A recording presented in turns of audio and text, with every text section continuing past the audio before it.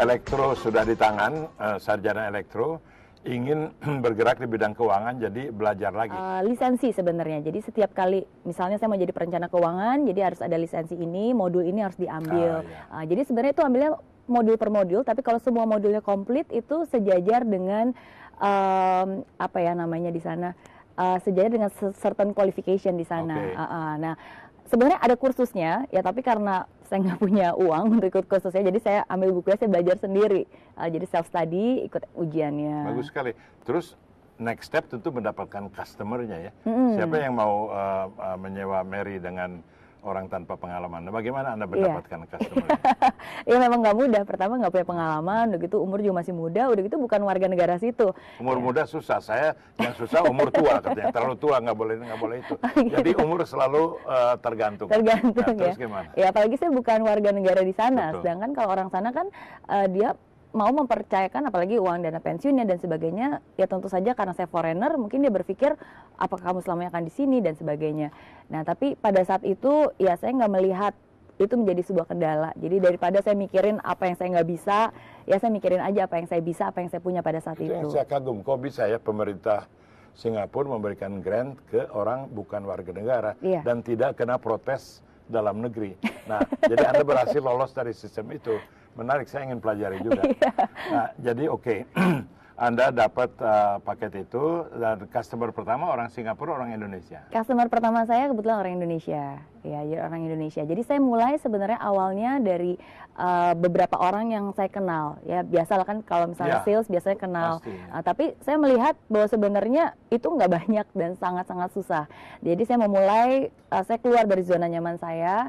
Jadi saya memulai meng-approach orang-orang yang justru saya nggak kenal, stranger, orang-orang yang ada di MRT station. Tentu kalau advisor tidak bisa advertise ya, jadi harus word of mouth gitu. Atau bisa advertise kalau di Singapura, bisa pasang iklan? Jarang biasanya. Jadi kan word of mouth, benar, atau word lihat of di mouth. acara TV atau di koran gitu ya.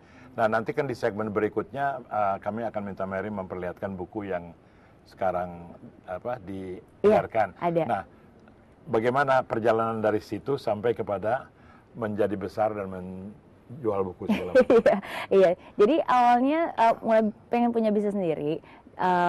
Akhirnya saya mulai, walaupun tadi saya bilang bisnis sendiri, tapi sebenarnya ngerjain cuma berdua doang, saya dan suami saya. Jadi kita ngerjain semuanya dari jualan, marketing, administrasinya semuanya. Karena terus terang pada saat itu saya nggak punya modal apa-apa. Modal saya cuma waktu, keberanian, dan tenaga. Dan dari situ akhirnya dari tahun pertama saya terjun ke dunia sales, ya saya bersyukur saya bisa mendapatkan pendapatan lebih dari 220.000 Singapura dolar.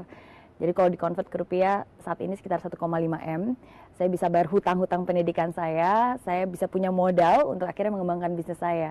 Mengemploy staff, punya kantor sendiri, dan dari situ bisnis saya berkembang. Dan di artikel lain saya lihat pada usia 26, Mary sudah bisa menghimpun 1 juta Singapore dollars ya. Iya. Nah, saya kagum karena saya juga penasihat keuangan. Saya udah kerja 57 tahun. 1 juta hanya punya 1 juta rupiah. Jadi bagaimana bisa dapat income begitu besar? Kalau fee kan susah. Apa mengambil posisi, apa ikut invest atau bagaimana? Enggak, jadi itu pure bukan dari hasil investment, tapi dari hasil income yang saya dapat. Nah, jadi income-nya awalnya, apa? Ya, income namanya fee. Kalau kita advice kan income-nya fee.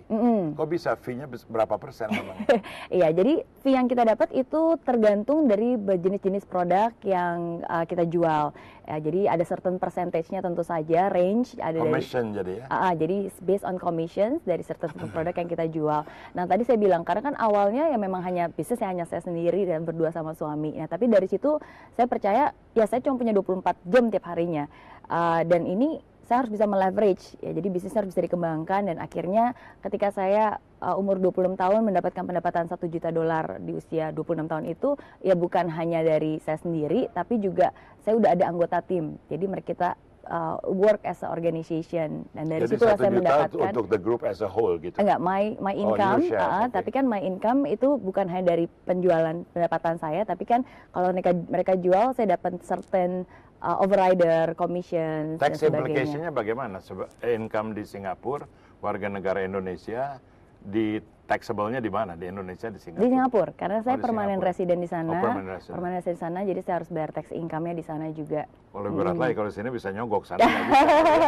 Nah, terus masih berapa menit lagi untuk break, Mas cameraman, Mas producer?